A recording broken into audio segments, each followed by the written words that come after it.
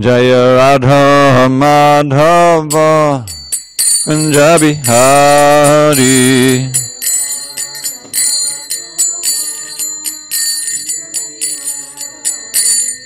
Yeah, you can take one of these stands and put the books on the stand, but not on the floor, okay?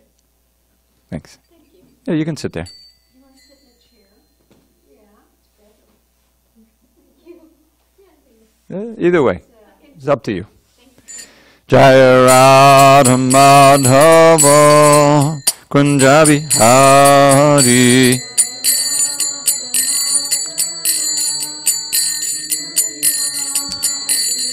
Gopi Jana Vallabha Girivardhari.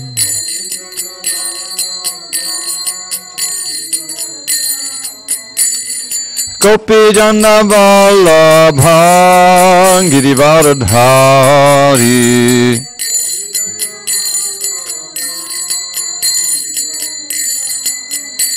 Yashodanandana Brajajana Ranjana. Yashodanandana Brajajana Ranjana. Yamuna Tira Vanachari. Yamuna Tira Vanachari. Jaya Radha Madhava Kunjabi Hari. Kunjabi Hari. Jaya Radha Madhava Kunjabi Hari. Radha Madhava Kunjabi Hari. Jai Mr. Bhagavad Paramahansa Bhagavadgita Ashtotar the Sri Srimad of Divine Grace Srila A.C. Bhaktivedanta Swami Prabhupada ki Jai. ISKCON BBT founder Acharya Srila Prabhupada ki Jai. Jai Vishnupad Paramahansa Bhagavadgita Ashtotar the Sri Srimad of Divine Grace Srila Bhakti Siddhanta Saraswati Thakur ki Jai. Ananta Koti Vaishnavini ki Jai. Namacharya Srila Haridas Thakur ki Jai. Srimad Bhagavad Gita ki Jai. Samaveda Bhaktivinoda ki Jai. All glories to the assembled devotees. All glories to the assembled devotees. All glory to the assembled devotees. All glory to Shri Guru and Gauranga. Jamal, just give me a smidgen more volume on this thing. So we'll be going to be studying on page 96. 96. You have? Oh, you're going to need a book like this. You need a book? You have the abridged Gita there. You have the Gita? Yeah, well then it's not going to page 96. It'll be page, I don't know what page, but it's chapter 2, text 29. Om Namo Bhagavate Vasudevaya. Om Namo Bhagavate Vasudevaya. Om Namo Bhagavate Vasudevaya.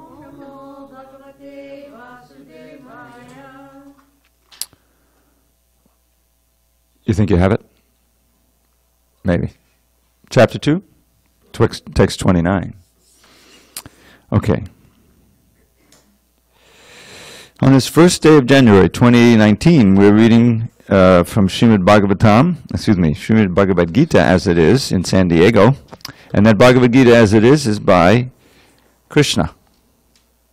But the translation commentary is by His Divine Grace A.C. Bhaktivedanta Swami Prabhupada. We are in chapter 2 entitled Contents of the Gita Summarized, and we're on text number 29 on page 96 of the hardback edition. Ascharyavat pashyati kashcharenam. Ascharyavat vadati tathaiva chanyah. Ascharyavat chainamanyakshinoti. Shutvapyenam veda nachaiva kaschit. Ascharyavat pashyati kascharenam. Ascharyavat vadati tathaiva chanyaha.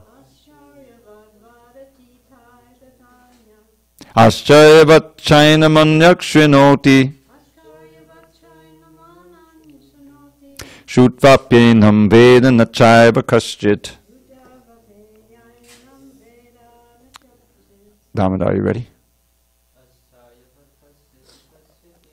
Ascharyavat pashyati kaschadenam. Ascharyavat vadati tathaiva chanyaha. Ascharyavat chainamanyak shrinoti. Shutvapyenam veda nachaiva kaschit. Go ahead, Jamal. Ascharyavat pashyati kaschadenam. Ascharyavat vadati tathaiva chanyaha. Ascharyavat chainamanyak shrinoti. Shutvapyenam veda nachaiva kaschit. Ascharyavat pashyati kaschadenam. Ascharyavat vadati tathaiva chanyaha. Ascharyavat chainamanyak shrinoti. Shutvapyenam veda nachaiva kaschit. Okay. Ascharyavat, as amazing. Pashyati, sees. Kaschit, someone. Enam, this soul. Ascharyavat, as amazing. Vadati, speaks of.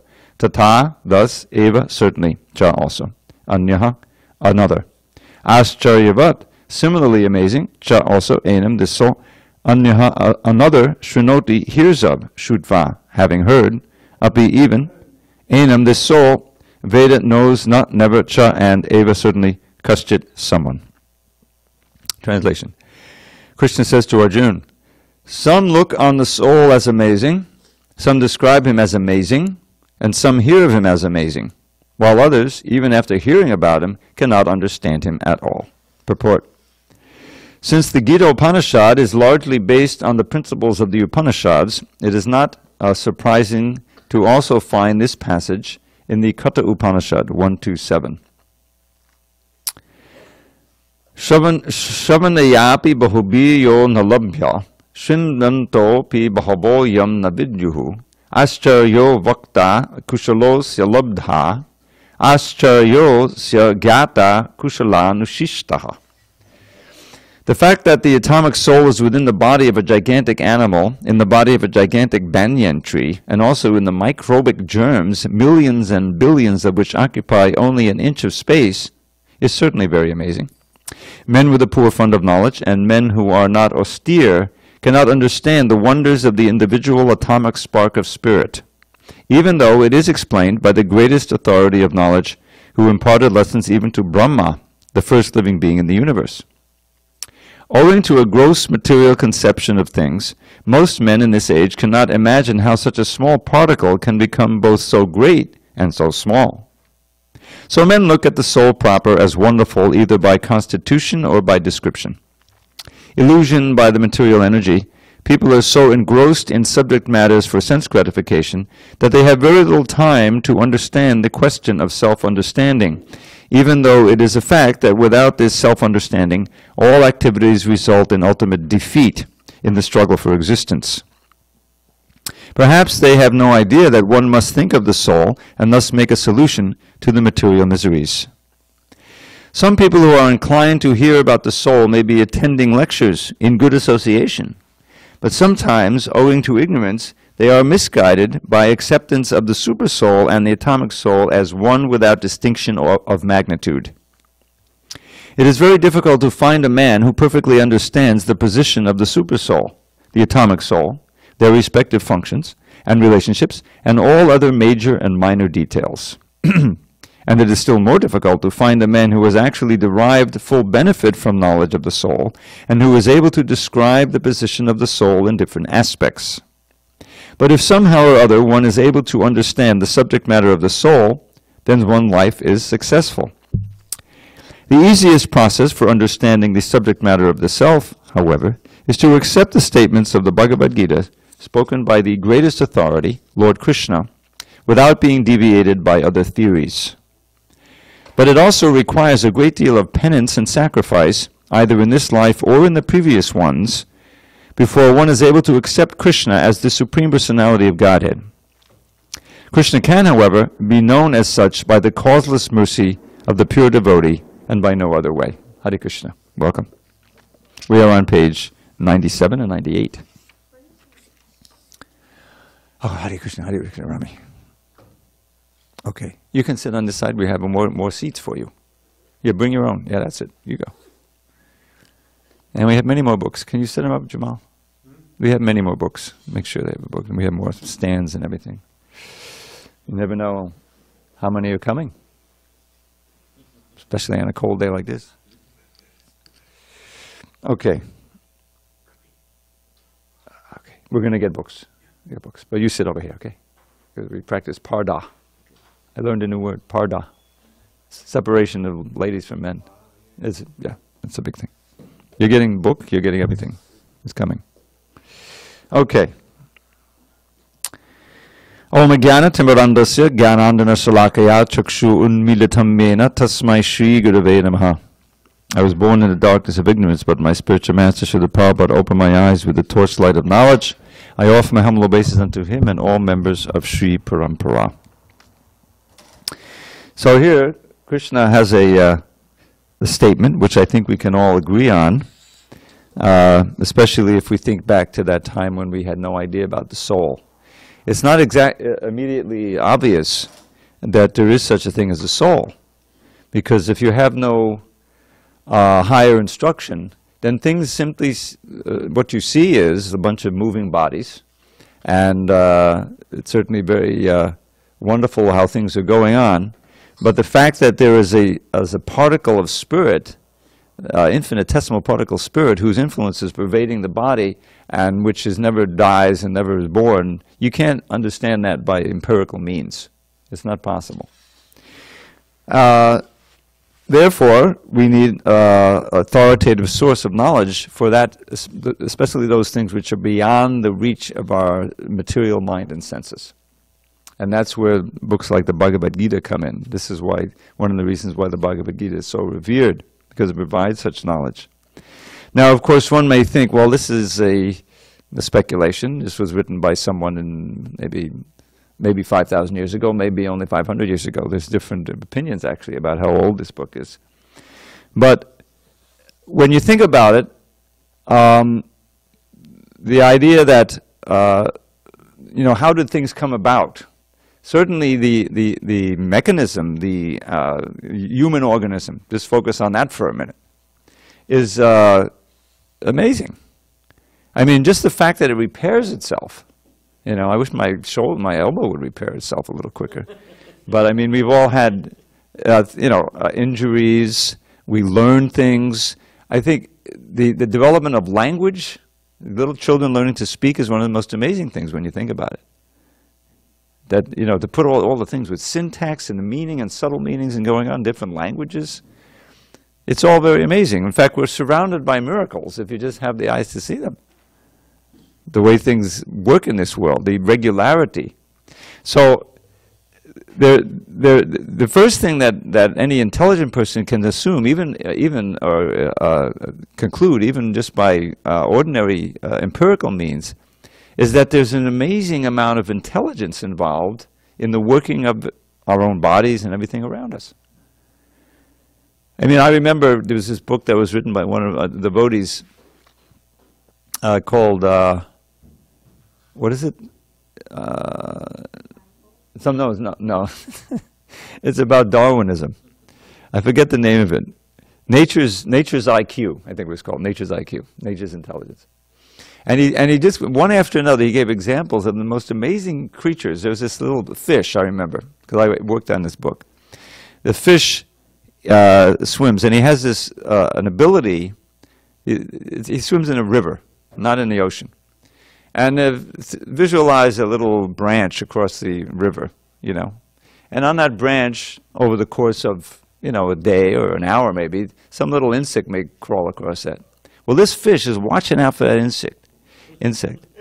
And when he gets, the insect is in range, he has the ability of spitting so accurately that he'll knock that insect off the branch into the water and he'll get his food. He's developed that. Huh? Shooting. I forget what the fish is called. And the whole point of it was there's no way that could develop by evolution.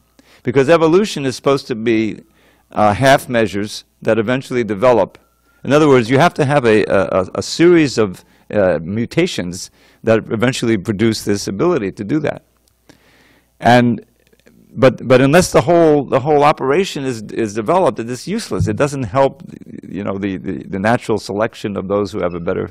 You understand how it works? Natural selection. In other words, you have an advantage over others of the same species because of a mutation, and then gradually the others die off, and the mutation becomes part of the species.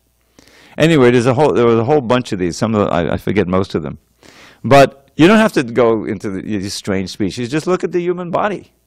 Just look at the human life, the human brain. You know, the learning and the remembrance and the language and all of these different creations and building these amazing things. So what I'm getting at is that if you just have the eyes of wonder, you know, you can see that that we're not doing all this stuff. We didn't create this body. We just take it for granted. And when it doesn't work, then, you know, that's a problem. When something doesn't work in the body, that's you hope it does. But in the usual healthy body, the systems that are going on, ask any doctor of the complexity of it, you know. So the idea is there's got to be some higher intelligence that is controlling the whole thing, that is creating it.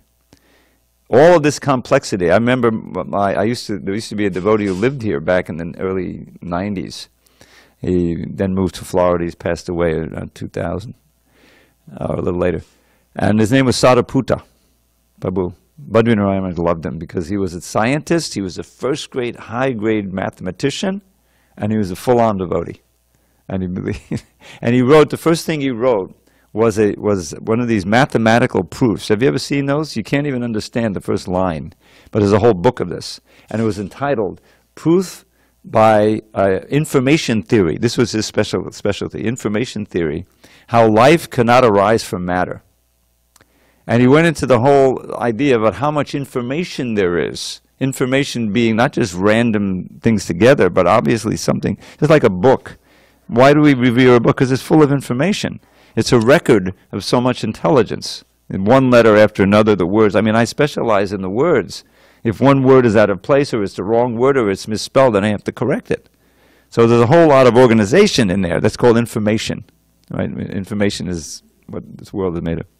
So he showed that the amount of information that's in the universe is way beyond what can just arrive by some random atoms reaching.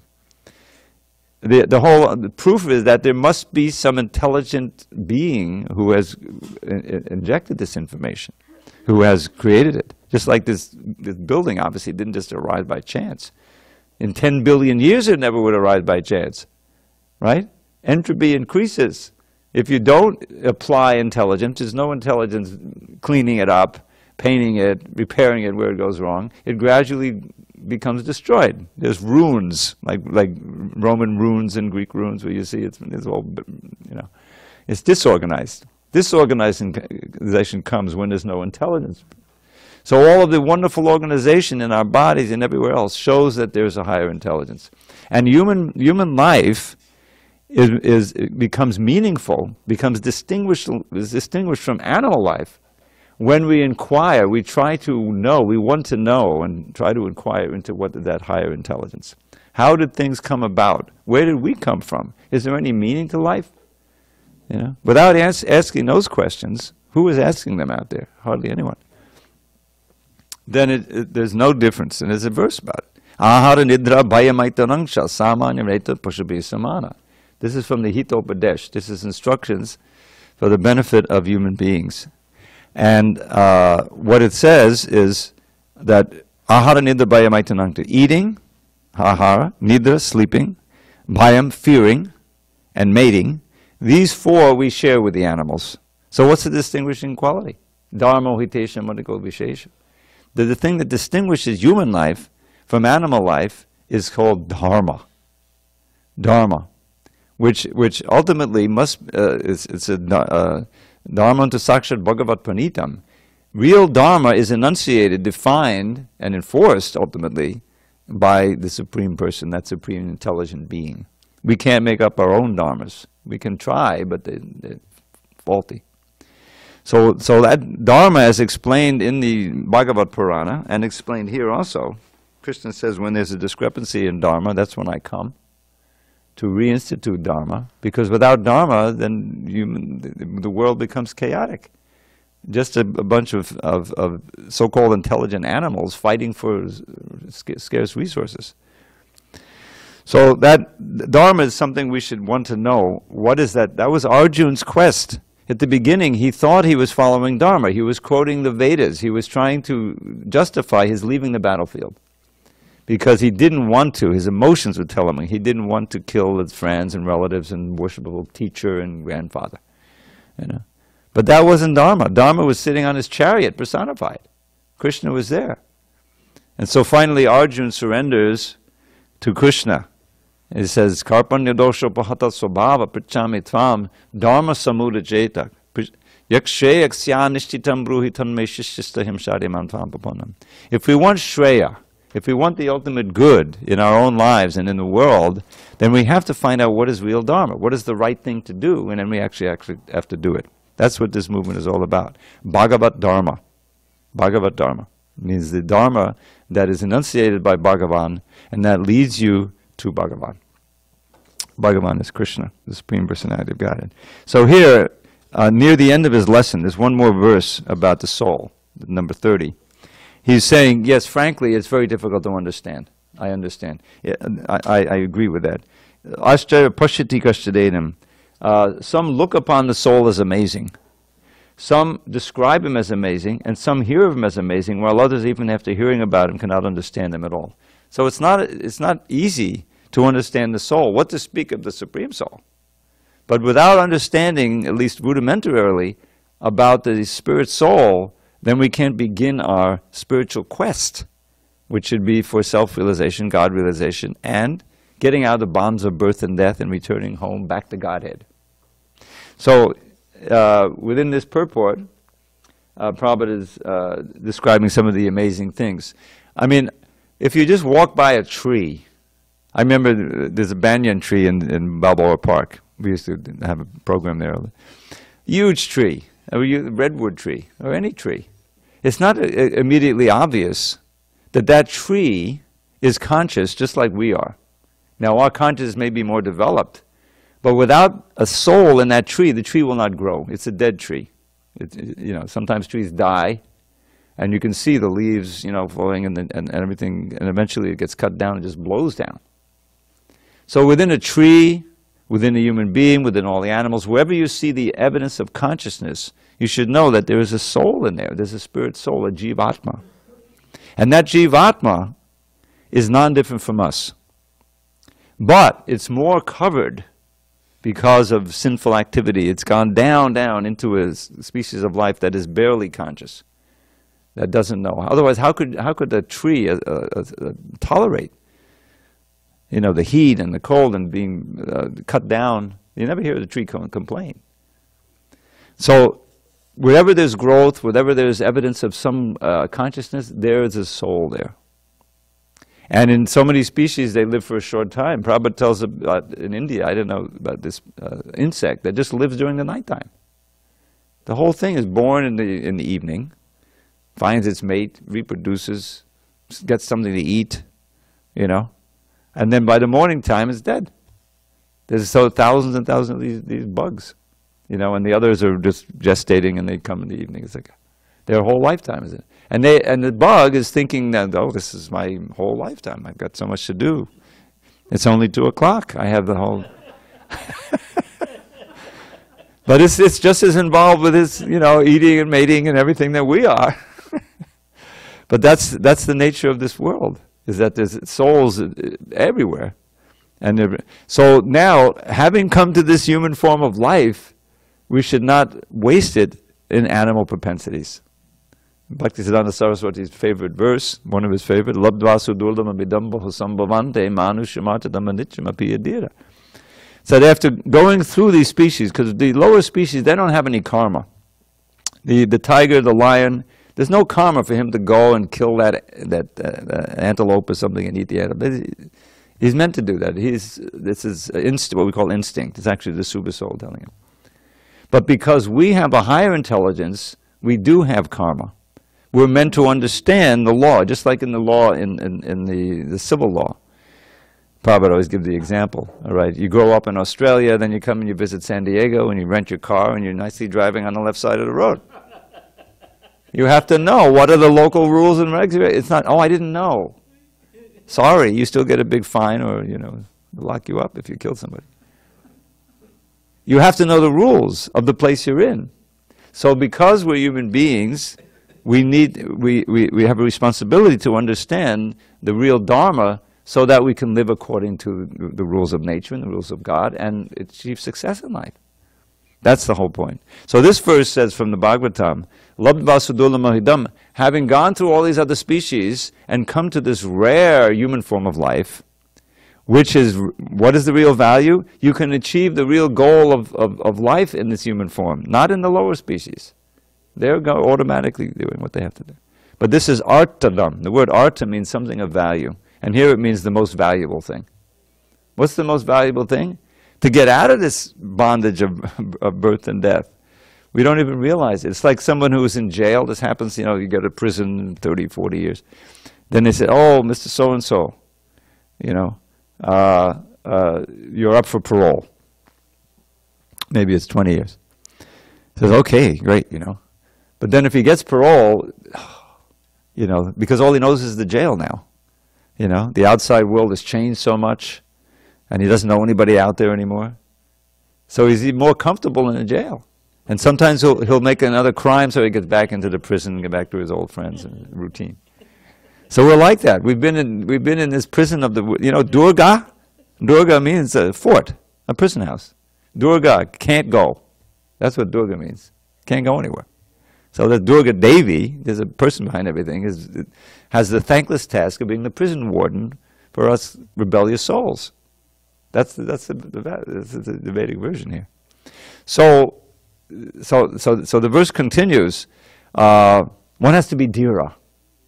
One has to be thoughtful. He or she has to be thoughtful about what I really want in life and how to get it, and the source of knowledge.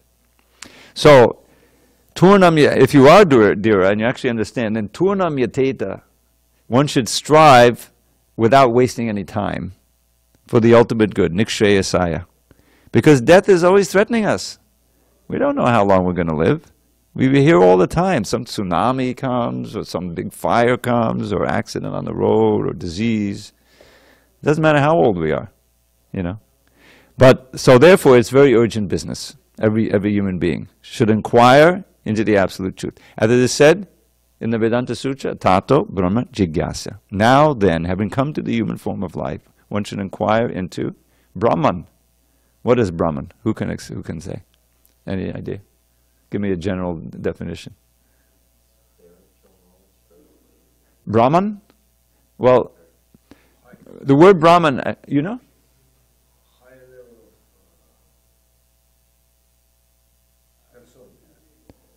Yeah, the power of Brahman is the supreme person. But Brahman itself means the great, what is very great. That's what the root word means.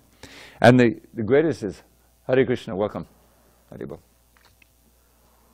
Yeah, you can leave it up right over there on the altar. So this verse is Atato Brahma Jigyasa. Then it gives you the definition of Brahman that it's talking about, because Brahman can mean different things. Janmad yasya yataha. Who can translate it? Jamal? Damara? Say it again. Janmad yasya yataha. We should know these things. Janma adi. What comes after birth? growth, maintenance, and ultimately dissolution. So this is so Janma Yasya Yataha, from which everything is generated, which sustains everything, and ultimately into which everything dissolves in the end. What we call the absolute truth. This is called Brahman. Now, ultimately, will be said this is the supreme person, but at least one should inquire, where did I come from? Where did everything come from? We have so many books. Would you like a book? Yeah, here. Send this one back. There you go. We're on page 97. So this is like a basic mission for human beings. We shouldn't just live hand to mouth and before, eating, sleeping, mating, defending. We should inquire with our superior brain, where did I come from? Where did all this come from? Does it have a meaning? Is it just a bunch of, on this side? Sorry. Yeah, you're good. All right. Jamal, give him a book. We have a big crowd tonight. I don't know, is it okay? You can look on? Okay, all right. You'll look on. So, Janmad Yasya Yataha. One should inquire, as a human being, into the source of everything, and that which is maintaining everything and which will ultimately destroy everything. Now, one can go through the whole Vedanta Sutra, but it's the sutras, you need explanation. Or you can read Srimad Bhagavatam, Bhagavad Purana, which our spiritual master translated at great effort, and which we had an opportunity to help. So what is the answer? Very first verse of the Srimad Bhagavad Purana. It starts with the same words. Janmad yasya yatonvayaditatastartesha bigyaswarat. It goes on and on, describing the Supreme Personality of Godhead, Vasudev, who has created everything, who knows everything, who enlightened Lord Brahma from within his heart, who cannot be perceived, just like there's so many mirages and things in this world, everything is very... And who is always in his supreme abode, enjoying like anything. Right in the first verse of the Srimad Bhagavatam. This defining what that Supreme Brahman is. Now, if you have faith in that and you can learn from a teacher, Prabhupada gave us so much explanation in his purports, then you're well on your way. That's the whole idea, is that if we try to understand what is good, what is pleasurable, what is safety, on our own, by our own feeble brains and everything, or relying on others who don't know, it's called andaya tandaya, the blind leading the blind, then we'll be misguided and we'll ultimately stay in this material world and keep suffering birth, old age, disease, and death.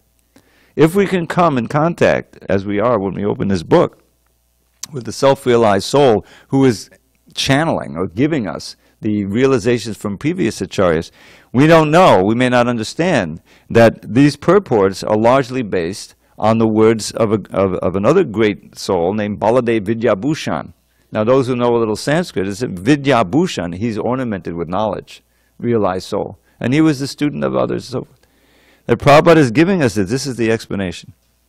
So the idea is that this lesson on the soul is essential. And basically Krishna has taught us a simple truth. First thing is that one should not think of the physical body or even the mental, one's mental being, which is the subtle body, as the all in all.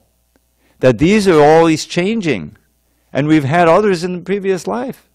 We've had many other lives. I'm assuming that no one in this room can tell me about his previous life. I can't. But that's Krishna's first lesson. Dehinosmin yada dehi komodam yopanam maja. Just like we understand, we were once little children. Right? I remember the first thing I can remember, I was 5 years old, I was riding a tricycle. That memory is there. Before that I can't remember. But my parents will tell me, my mother will say, yeah, you were also in, and here's a picture, you were just crawling around, you can't remember. Okay, so I was also in the womb, right? And I was also before the womb in a previous life. That's what Krishna is saying. That's the first thing you can't understand. You can't understand it on your own. But it makes perfect sense. Otherwise, why is everybody different? Why do we, what is it, just chance? Some are born with a silver spoon in their mouth, some are born poor on the street. There's a logic to it. There's a reason for it. There's a intelligence guiding it. So that's the first thing. Just as we can remember when we were children, different body, different mind, right? So what's the same? Why do I have the same name now that I had then. My body's completely changed. Because it's the same soul. It's the same me. I'm still the Atman. I am the knower of the field, the Kshetragya, explained in the 13th chapter. Even the thoughts that are going through in my mind, I'm not the mind. I'm also the knower of those thoughts. And that's constantly changing. Now, how can I live in this lifetime so I get a better situation in my next lifetime? There's a whole science of karma kanda. Do pious activities, be kind, perform charities, sacrifices, go on pilgrimage, worship this God, that God, so that I'll get a better life.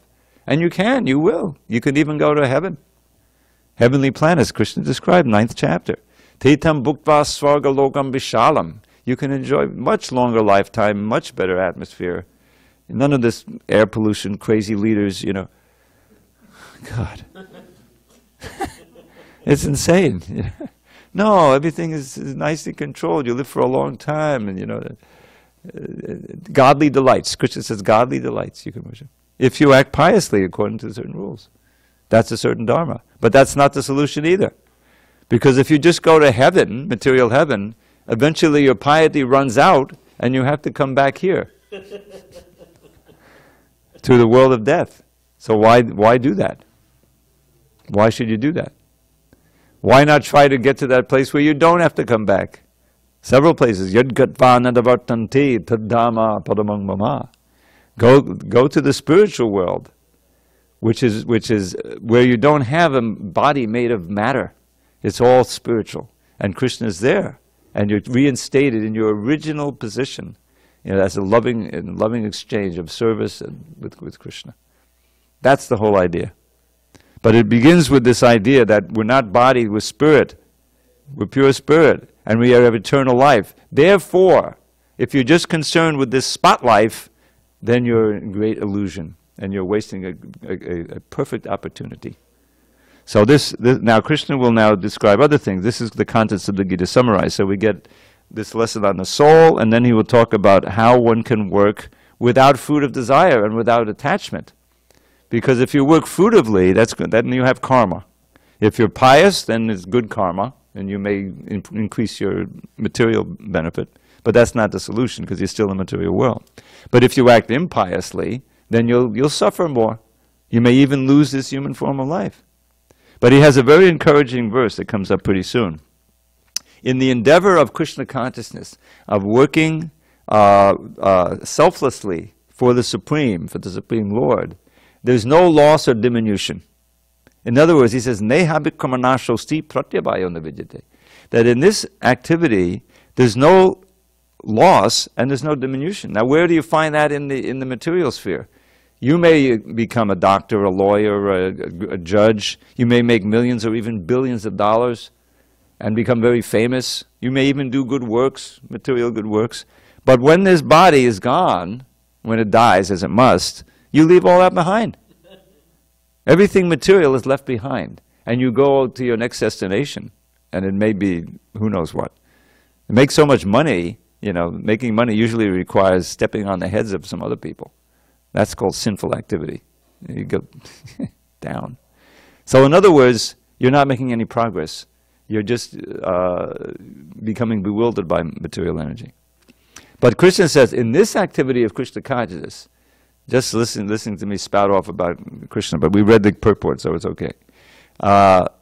You've already assured a human form of life, just by doing this.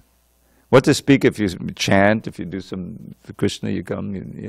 In other words, Krishna consciousness is different. It's a spiritual activity, and the benefit adheres to the soul, which doesn't die. And so anything you do genuinely for Krishna and Bhakti Yoga, that stays with you as your eternal asset. Anything you do material must be left here. It's just like the myth of Sisyphus. Have you ever heard about that? He's pushing this rock up a hill. He's cursed, right? With great effort, you got to shoulder that rock, you know, boom, you know, and gets it up to the hill and rolls down again. And he goes down to the bottom of the hill and push it up again. That's material life. Building, you know, hoping, fearing, trying to, you know, survive. And then ultimately it's all a failure and you have to start over again. You left it all behind. How many of those lives have we left behind before? So many hopes, so many aspirations, it's gone. So this is where we should inquire, because even a little progress, what to speak of good progress, on the path of Krishna consciousness, of bhakti yoga, really moves you toward the final goal of life. And that's really amazing. But it's mysterious, it's hidden, it's confidential knowledge.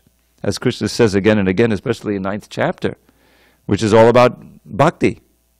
You know, there's nothing but bhakti in that 9th chapter.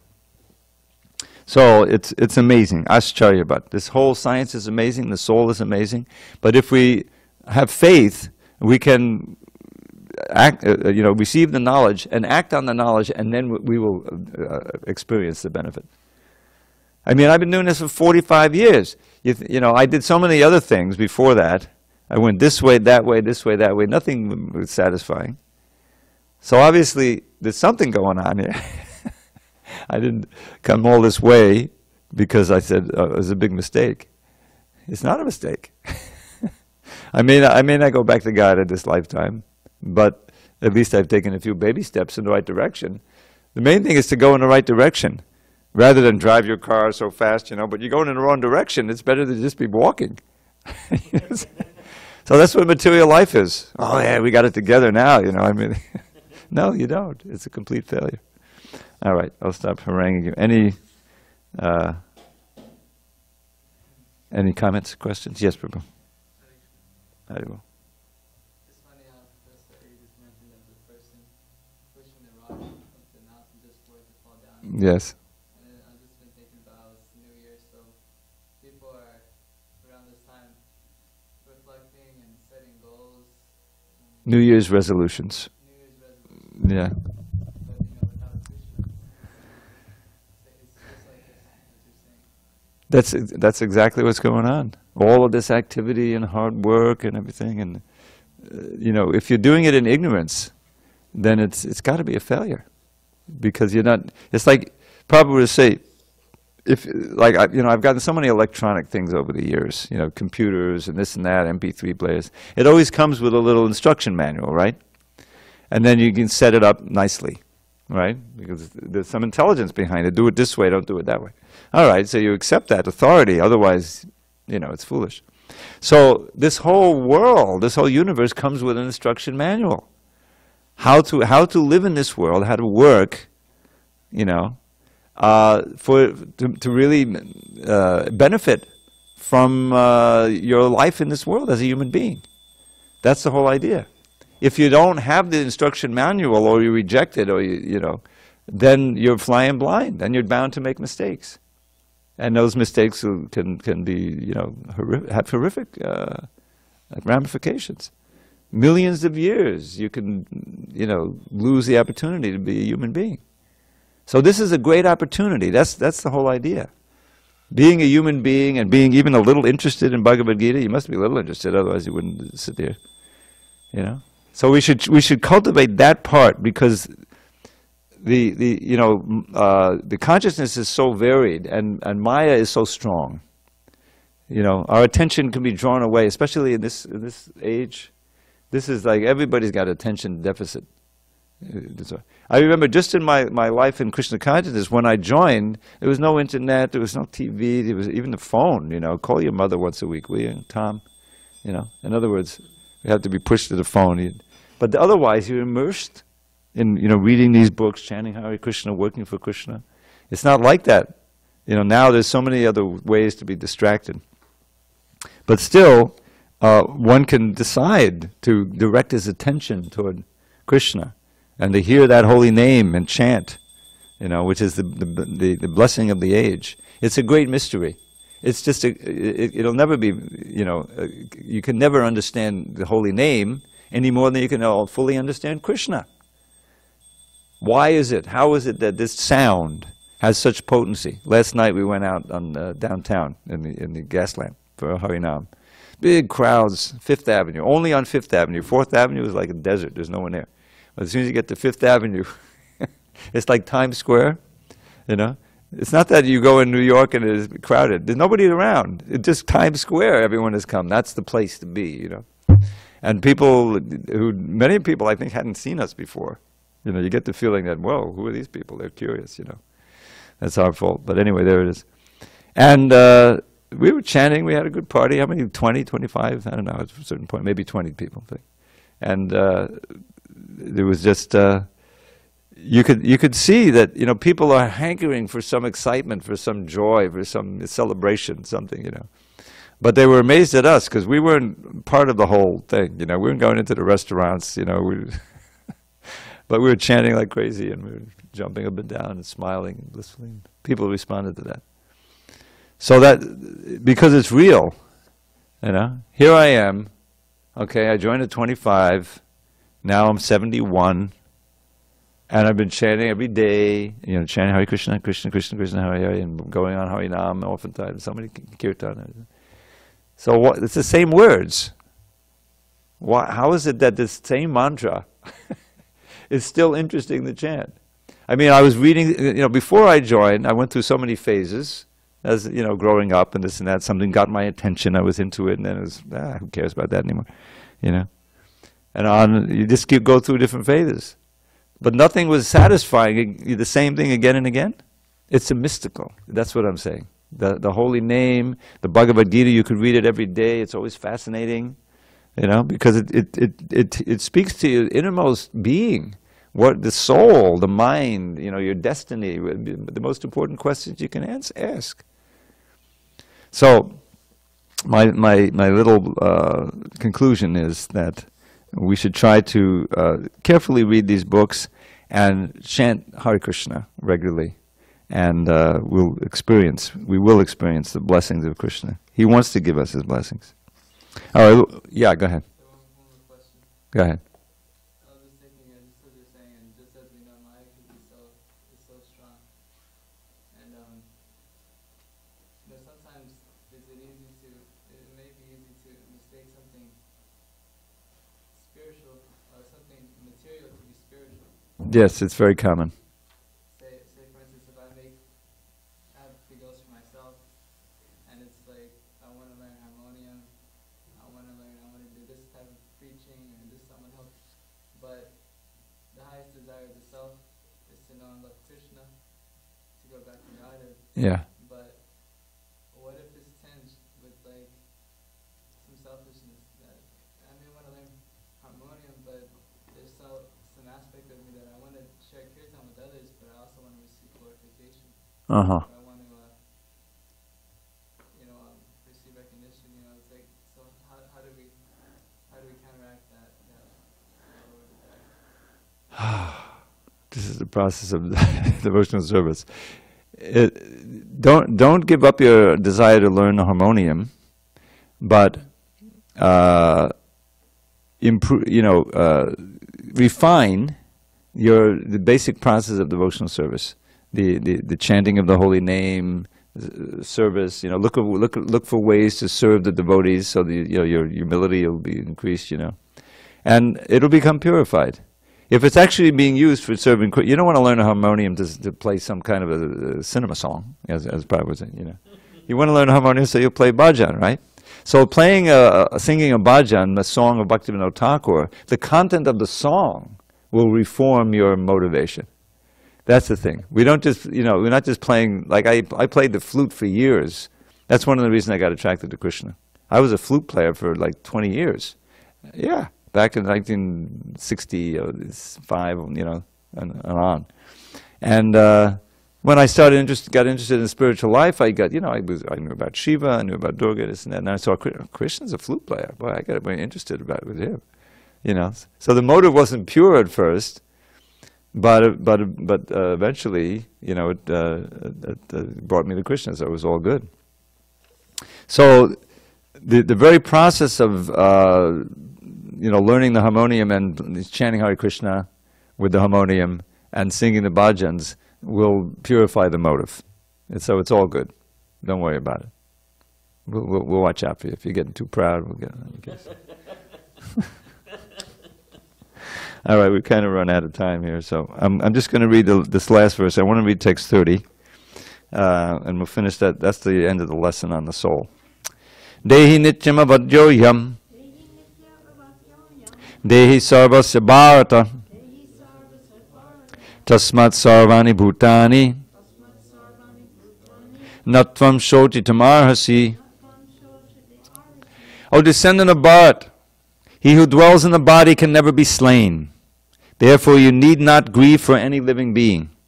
Purport. The Lord now concludes the chapter of instruction on the immutable spirit soul. In describing the immortal soul in various ways, Lord Krishna establishes that the soul is immortal and the body is temporary. Therefore, Arjuna, as a Kshatriya, should not abandon his duty out of fear that his grandfather and teacher, Bhishma and Drona, will die in the battle. On the authority of Sri Krishna, one has to believe that there is a soul different from the material body. Not that there is no such thing as the soul, or that living symptoms develop at a certain stage of material maturity resulting from the interaction of chemicals. Though the soul is immortal, violence is not encouraged, but at the time of war it is not discouraged when there is actual need for it. That need must be justified in terms of the sanction of the Lord and not capriciously. So, that will begin on to text 31 tomorrow. You're all invited. All glories to Srila Prabhupada. Hari Hari Bol.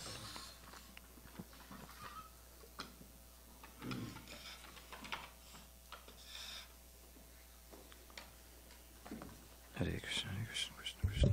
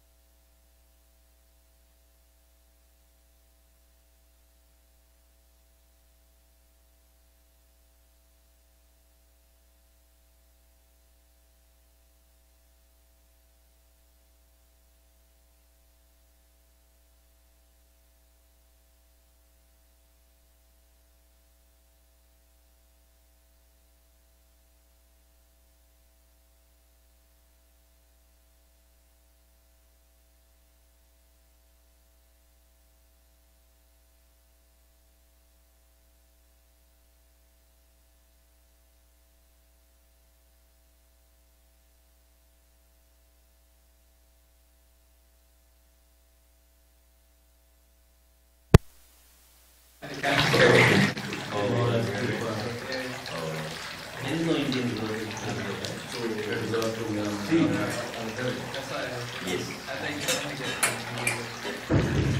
drives.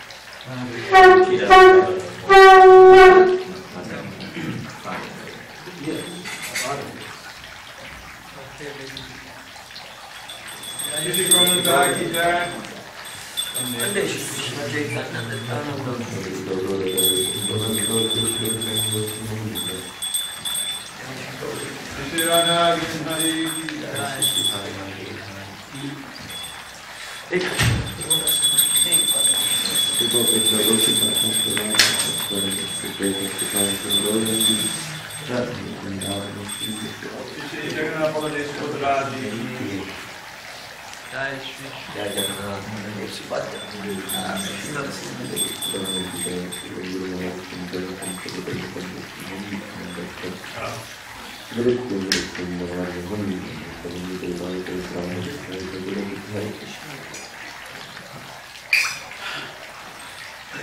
Namo Vishnu Padaya Krishna Krishna Bhutale Srimate Bhakti Shanta Swami Iti Namine Namo Vishnu Padaya Krishna Krishna Bhutale Srimate Bhakti Vedanta Swami Namaste Saraswate Deve Sauravani Pracharine Nirvishesha Shunyavadi Pashachari Chakarine Namaste Saraswate Deve Sauravani Pracharine Nirvishesha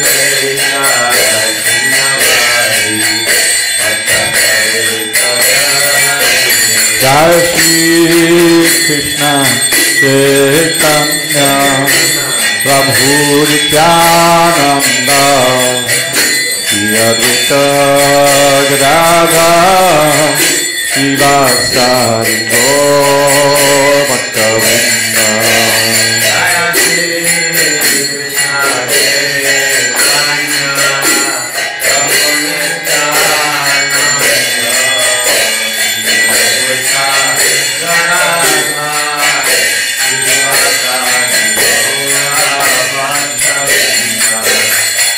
Shri Krishna Chaitanya Prabhu Nityananda Shri Advaita Gadadhar Srivasari Gaur Bhaktavrinda Shri Krishna Chaitanya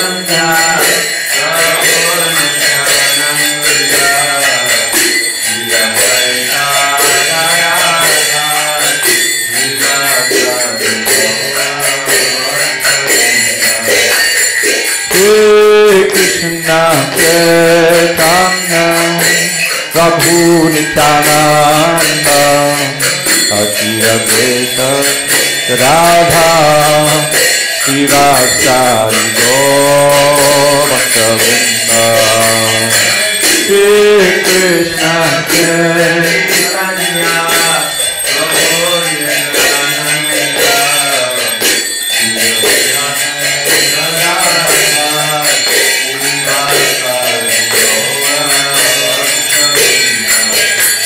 Hare Krishna, Hare Krishna, Krishna Krishna, Hare Hare, Hare Rama, Hare Rama, Rama Rama, Hare Hare, Hare Krishna, Hare Krishna,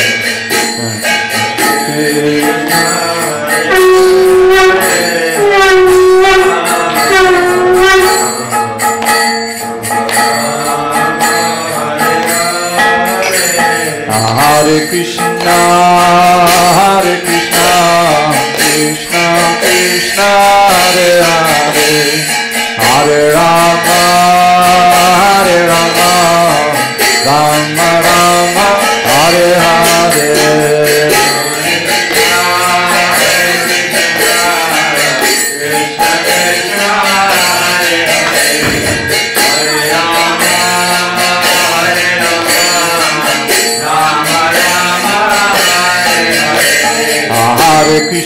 Hare Krishna, Krishna Krishna, Hare Hare, Hare Rama, Hare Rama, Rama Rama, Hare Hare. Hare Bol, Krishna Krishna, Hare Hare, Hare Rama, Hare Rama, Rama Rama, Hare Krishna, Krishna Krishna, Hare Hare, Hare Rama, Hare Rama, Rama Rama, Hare Hare.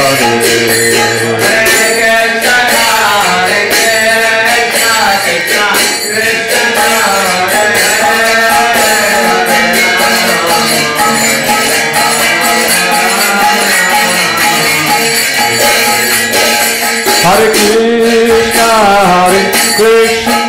Krishna Krishna, Hare Hare, Hare Rama, Hare Rama, Rama Hare Hare.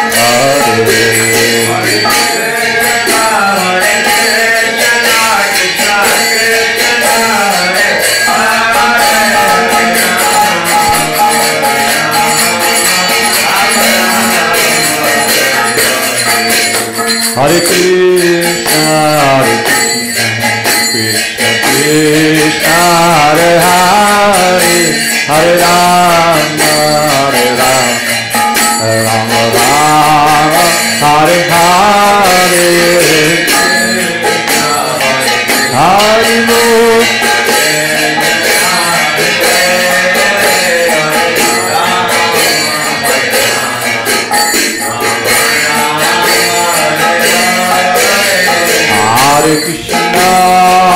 Hare Krishna, Krishna Krishna, Hare Hare, Hare Rama,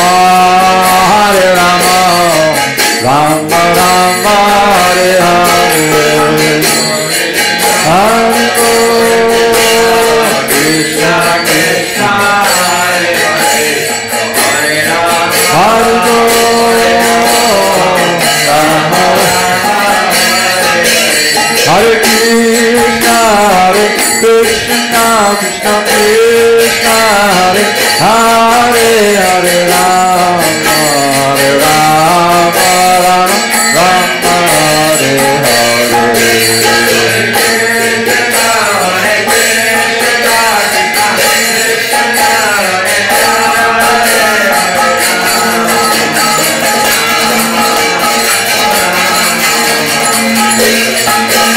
Hare Krishna, Krishna Krishna, Hare Hare, Hare Rama, Rama Hare Hare. Oh, Krishna, Hare Hare Rama.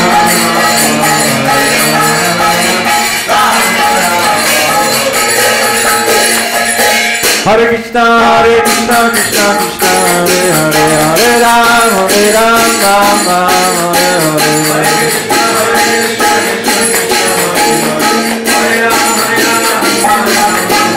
Hare Krishna, Krishna Krishna, Hare Hare, Hare Rama, Rama Hare Hare.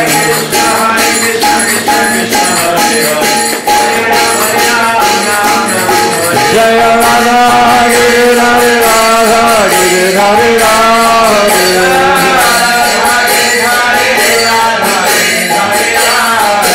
Jaya Radha, Radha, Hare Radha.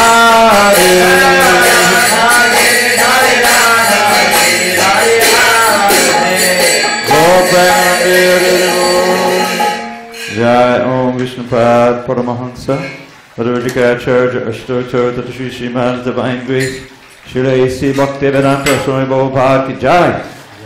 ISKCON BBT Founder Acharya Srila Prabhupada Ki Jai. Jai Om Vishnupad Paramahansa Madhurikacharya Ashtotar Tata Shri Srimad Divine Grace Srila Bhakti Siddhanta Saraswati Thakur Ki Jai. Ananta Koti Vaishnava Ki Jai. Namacharya Srila Haridas Thakur ki jai. Prem to Shri Krishna Chaitanya, Baba Nityananda, Shri Advaita Gadadhar, Shri Vasari Gaur Bhaktivinoda ki jai. Shri Shri Radha Krishna Gopinath Shyamakant Radhakund Giri Govardhan ki jai. Vrindavan Dham ki jai. Navadip Mayapur Dham ki jai. Jagannath Puri Dham ki jai. Jagannath Swami ki jai. Ganga Mahi ki jai. Yamuna Mahi ki jai. Tulsi Devi ki jai. Bhakti Devi ki jai. Shri Harinam Sankirtan ki jai. Transcendental Book Distribution ki jai. Srila Prabhupada ki jai. Samaveda Bhaktivinoda ki jai. All glories to the assembled devotees. All glories to the assembled devotees. All glories to the assembled devotees. All glories to Shri Guru and Gauranga. Okay. Namaste Narasimhaya. Namaste Narasimhaya. Namaste Narasimhaya.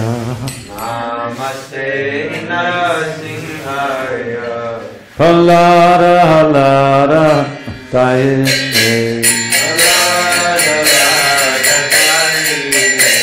Hiranyakashipo Vakshaha.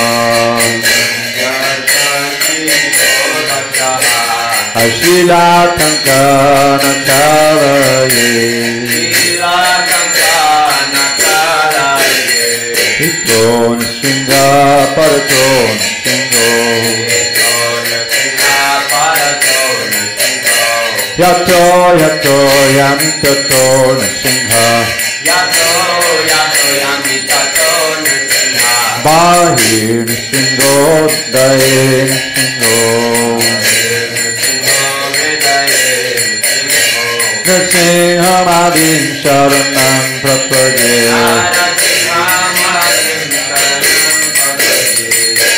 Tavakara Kamalavare Nakama Pita Singha. Darita Hirannakashipu Taram Vinga Krishna Bhagavita Navahari Rupa Jai Jagadisha Hare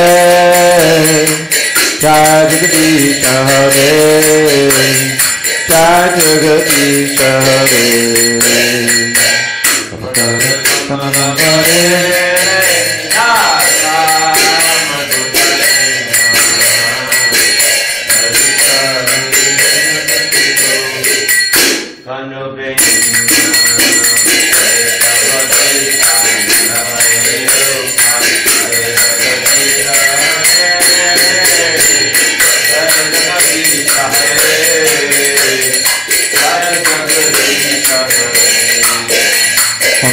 Tavakara Kamalavare Nakamadbhuta Singha.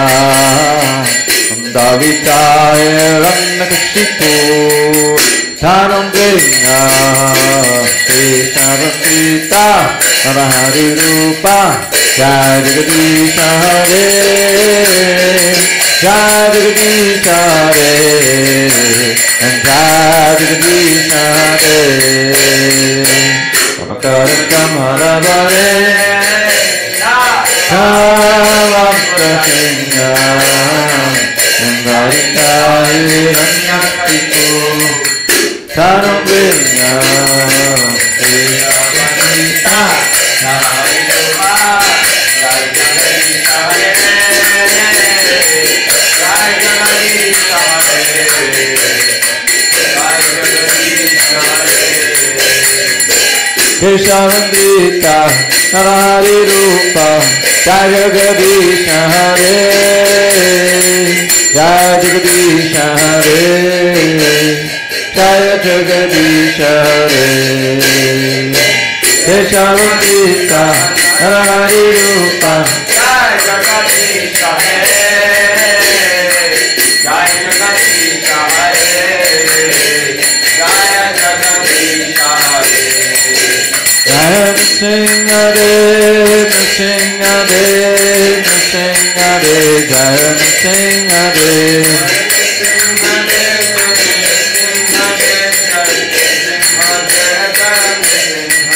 Jaya Nrsimhare, Nrsimhare, Nrsimhare, Jaya Nrsimhare.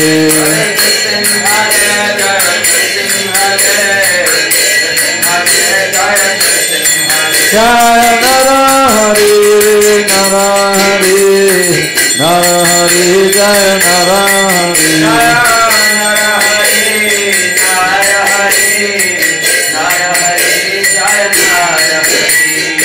Shinga Bhagavan ki jai, Sada Maharaj ki jai, Go Premanande Hari Ho.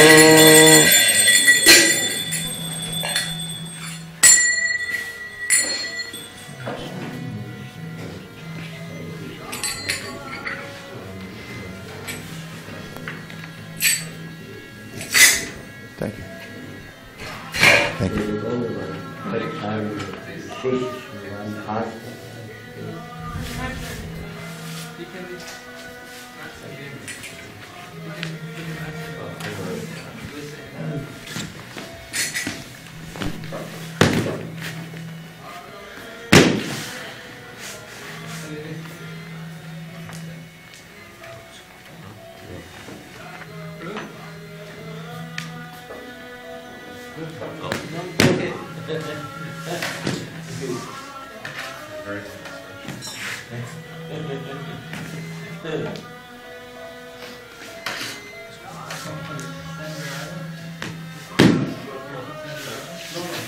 Yeah, I can feel some of it. I can feel some of it.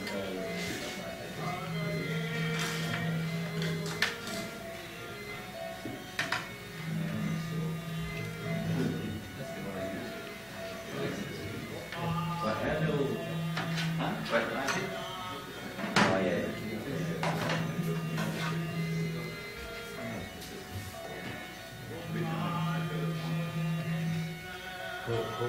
Huh?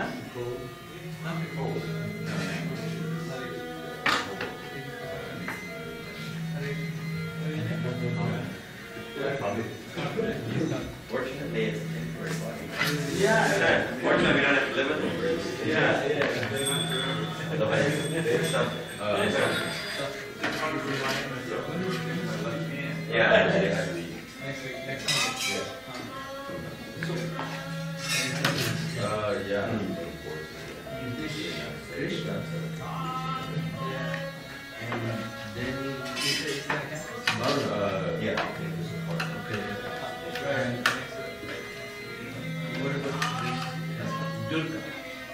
Durga is